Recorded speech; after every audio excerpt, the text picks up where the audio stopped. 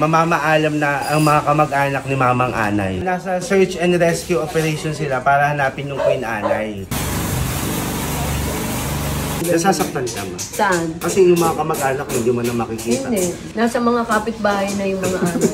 Hello mga kabagang! So ayun na nga mga kabagang, today is the day. Kasi alam mo ba mama, simula nung in-upload natin yung bahay mo bago pagibain, nakita kasi ng mga tao yung kung gaano nakadami yung anay sa bahay mo. Ah, sumikat yung anay? Oo, mas una pang sumikat sa'yo.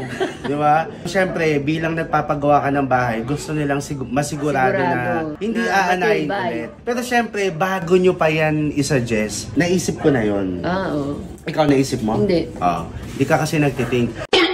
Sa mga nakasubaybay sa vlogs namin, na-explain naman na namin na bago kami maghukay, magbungkal, nung giniba, bago maglagay ng concrete, ng poste, footing, foundation, na-treat na yung lupa namin. Nalagyan na ng solution na tinatawag, pang-pest control. Ngayon, bilang approaching na tayo sa finish line, sa exciting part. Kasi mga kabagang, malapit ng buhusan ng aming ground floor. So, syempre, bago buhusan yon, ititreat ngayon ng Mapicon. Ngayon, nakaschedule yung pest control. Pumunta na sila dito nung nakaraan. Nag-ocular. Tinignan yung Chinek nila, inassess nila kung ano yung mga services na gagawin nila dun sa situation ng bahay ni Ganda. So ngayon yung schedule, hinintay lang namin silang dumating. Tapos mamaya, isasama namin kayo sa pest control journey ng bahay ng pinakamagandang dilag. Pero ang tanong ko sa'yo mama, bago sila dumating, sure ka ba na gagawin natin to? Anong gagawin? Pupuksain natin yung mga anay. Oo, yun nga. Hindi, sure ka. Oo, yun ang kailangan. Ang inisip ko baka masepangs ka kasi. Anong masepang? Siyempre, ilang dekada mo nakasama yung mga anay. Tanto ka, kala ko kung ano yung sepang. Hindi. Tsaka mga kabagang, kaya natagalan din talaga. Medyo inano muna natin na okay na si mama na i-let go yung mga kamag-anak niya. Kasi sa mga naghahanap ng Queen Anay, ito yun. Di ba ikaw yun, yung Queen Anay? Hindi. Samahan nyo kami mga kabagang pagdating nila. Ito na sila mga kabagang.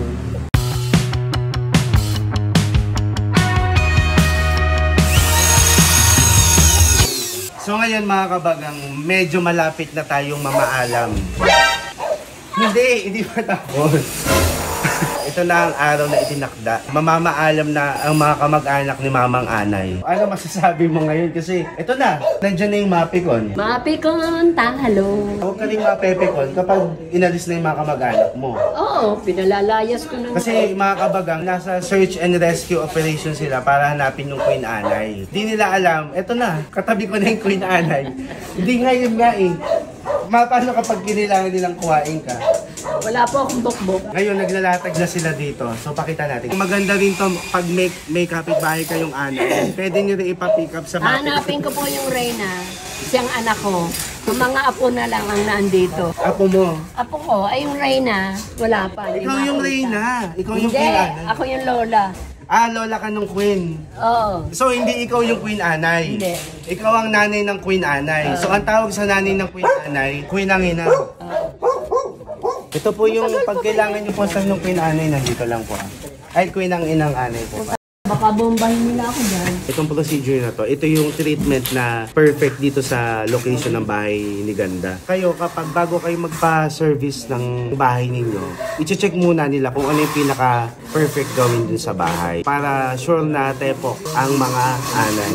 Para sa Mapicon. Bawal Mapicon. Ito yung kabuuan. Pinapakita lang namin sa inyo mga kabagang. Yan ang magiging safe ng bahay nyo. Especially kasi dito sa bahay namin, skinitis. Kahit magpagawa ka ng bagong bahay, mape-penetrate ka pa rin kasi yung katabi mo penetrate. Ayun sa kaibigan ko, ang ganda-ganda, parang palasyo, pero bukbok na yung yun na nga, ang punto nga dito. Kaya, sa anay. Kaya yung mga gantong treatment, very essential siya. Kumbaga sa tao, safe ka. Safe ka, oo. Safe yung bahay mo, safe ka. Tapos iikot nila. Ilalatag bago nila daganan ng simento. Oo. Ipapailalim sila. Oo. So, yun ang mangyayari kung makikita nyo mga kabagang. So, yun o, binubutasan nila. Bakit nga ba binubutas? Binubutas yan mga kabagang. Kasi dyan lalabas yung liquid. Itong treatment na gagawin nila, hindi lang siya good for one treatment. Merong time na kailangan mong maglagay ng liquid na solution, lalabas dun sa mga butas. Oo. So yung butas na yung magkakalat sa lupa. Ayun. So ngayon, bago magkalat ng liquid, kailangan nang umalis ni Mama kasi ito ang nanay ng mga queen anay. So, ilalatag lang nila yung mga perforate. Natawa ng tawa, paano tayo matatapos? So basta yung nakikita nyo ginagawa nila, sir, maglalatag sila dyan ng mga tubo. Na may butas. Na may butas. Ang tawag doon, perforated pipe. Para doon lalabas yung... Mga lason. Hindi, kunyari, 3 months or 6 months after, maglalagay tayo dun sa parang inlet, papasukan ng solution para ma-maintain na laging treated yung lupa. Ah, ganun. Kasi syempre, yung solution, hindi naman siya forever eh. So, may time din yung solution na kailangan siyang i-refill. Ay, yung kapitbahay, may mga anay na mga bahay. Yun nga ang point, Mama. Para yung mga anay sa katabi mo, hindi papasok kasi laging treated yung lupa mo. Naiintindihan mo? Kahit sa itaas? Pag na-treat na yung baba, matik na yung taas kasama doon. Kasi paano aakit ang anay sa taas kung sa baba pa lang na ano na sila, na-treat na sila. Nagigets mo? Hindi, kasi simentado na sa itaas. Yun na nga. Pero wait, lalabas tayo kasi medyo nagpapagulo tayo dito. Ano po yun, sir? Ba't inuwi? Ito yung pipe na ginagamit ng Mapecon. Kasi ito yung binubutas kanina para gawing Lason. Perforated. Ha? Perforated. Sige po, sir. Ikaw lang nakakaalam. So yun, uy, wag mo sundan yun. Ba't mo susundan? Yung nakita mo yung tubo, yun yung binubutas. Hose Tubo yun. yun, pipe yun. Ah, Mga. tubo ba yun? Pipe yun. Yun yung binubutas nila para yung butas. Once na kunyari, after 3 months, kung kailan man ipe-prescribe or isasuggest ng Mapicon na kailangan nyo na pong maglagay ng solution. Maglalagay ka, doon lang sa papasukan ng solution. Dadaloy yun. Tapos dadaloy sa iyong sinapupunan. Sabi Esophagus. Esophagus, greenhouse meal. Pero yun yung point, mga kabagang. Kaya yung naging treatment dito ng Mapicon sa bahay mo, complex, medyo malawak ang gagawin. Kasi nga, dikit-dikit ang mga bahay dito, mga kabagang. May mga anay na. Tama din naman, nagpapatayo ka ng bagong bahay. So para masigurado mo na hindi papasukin yung bahay, dapat matreat talaga yung lupa. At the same time, mga kabagang, hindi lang yung lupa ititreat ng Mapicon today. Pati yung mga lalagyan ng mga ceiling, outlet, mga hamba, basta anything na lalagyan ng kahoy, lalagyan nila ng treatment. Pero for kahoy, ang alam ko, powder yung nilalagay nilang treatment. So, abangan nyo na lang mga kabagang, medyo magulo doon. Pero, ina-explain lang namin yung magiging thoughts. Kasi sobrang dami din na nagsasabi na mali daw tayo. Kasi nagpapatayo tayo, inanay yung bahay, baka anayin din. Ay, nung araw, wala namang ganyan akong alam. Kaya, hindi akit ang anay. Hindi, tsaka syempre, as someone na anay, parang, syempre, masakit yan para sa'yo. Ngayon lang ako nakakita ng ganyan. Nasasaktan ka ba? Saan? Sa ginagawa. Kasi yung mga kamag-anak, hindi mo na makikita. Hindi. Nasa mga kapitbahay na yung mga anay. O ito, batong-bato to. Nakikita nyo, ang ganda. Sira na ang mga pinto. Bok-bok Sa anay. O, di ba? I-update na lang namin kayo kapag may mapapakita kami sa inyo na gagawin pa nilang treatment. Bye-bye. Babalik po kami.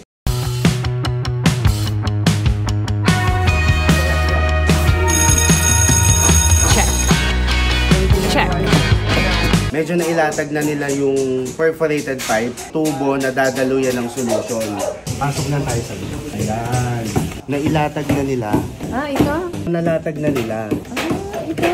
Yan yun, yung puti. Ah, ibabaon. Nilalatag na nila. Tapos, ito yung solution. Ah, para ipapasok dyan. Oo. Ito yung mga solution na gagamitin nila. Papasok nila yan doon. Doon sa tubo, ito yung lalabas sa tubo. Tapos ito yung machine. Ay, di may butas-butas din yung Oo. Kumbaga ngayon, ang treatment na gagawin nila, bilang bare pa naman to, wala pang semento, bubuhusan nila mismo tong lupa. Yung tubo na nilalatag nila, in the future na, kunyari, pwedeng tayo na lang ang maglagay ng laso, tas lalabas dyan. Ngayon, kung nagtataka ka, bakit cover? Anong cover? Hindi, di ba kanina binubutas yung tubo, tas ngayon nakabalot na. Ah, yan ba yung itim kanina? Oo, yan. May Dinalutan balot nila ng na. tela. Tela yan, balot, tela. Bakit? Kasi pag may butas, may chance na magbara dun yung mga debris ng lupa. So, protection yun para hindi pumasok sa butas. Ay, Ngayon, yung kaya tela yung nilagay nila. Kasi yung solution liquid, di ba? Oo. Ganun na rin yun, mag-spread na siya oo, using tela. the blood. Tela. Oo, oo. Na-understand ng May 2MB. utak pa ako. Oo. Oo, naiintindihan Gumagana ng pa yung 2MB. utak ko. Maamoy na rin. Oo. Ayun, good job. Ina-explain ko lang sa'yo. Kasi sa future, tayo yung maglalagay nung lason or yung solution. Ah, ganun. Hindi, ikaw at saka papa mo lang. Sa kusina lang ako, di ba pumanaw ko? Hindi, kumbaga kami na maglalagay. Hindi, naintindihan ko din kasi masakit sa loob ng isang anay na makitang inaaning kapwa. Mga anak ko yung anay daw. Hindi po, mga kabagang. Dapat mapanood na agad yan ng mga may balak magpagawa ng bahay. Kasi mga kabagang, nitong mga nakaraan, talagang minamadali na ni Ganda. Gusto na niyang pabuhusan agad. Lalo na yung tatay ko, nakita nyo kanina, nakabantay dahil yun ang atat na atat mabuhusan. Eh, kumbaga, hindi mo nga siya pwedeng buhusan na hindi siya natitreat. Oh, so ngayon, ititreat na nila para after ng treatment, bubuhusan itong treatment na ginagawa ngayon ng Mapicon for additional security lang. Para lang din kumalma ang mga pagkataon ninyo mga kabagang.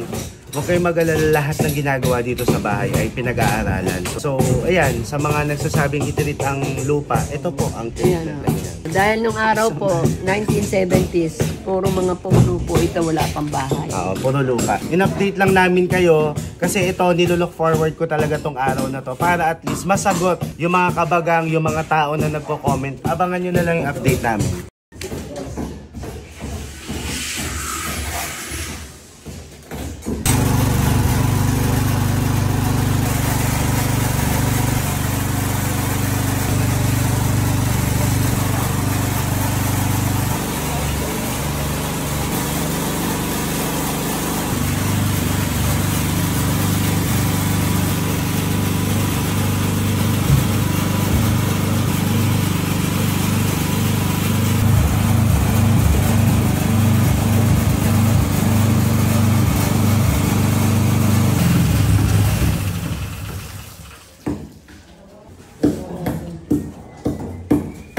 Ngayon ay bibili tayo ng iba pang kulang. So ngayon mga kabagang, nandito tayo sa bilihan ng tiles. Yan. Ito medyo hindi madulas.